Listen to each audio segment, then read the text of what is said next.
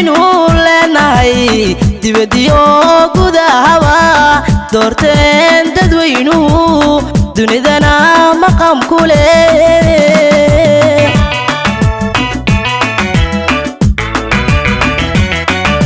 dalkaaga daacadgu adeeg dawladda daacadgu adeeg wadani daacadaha wadani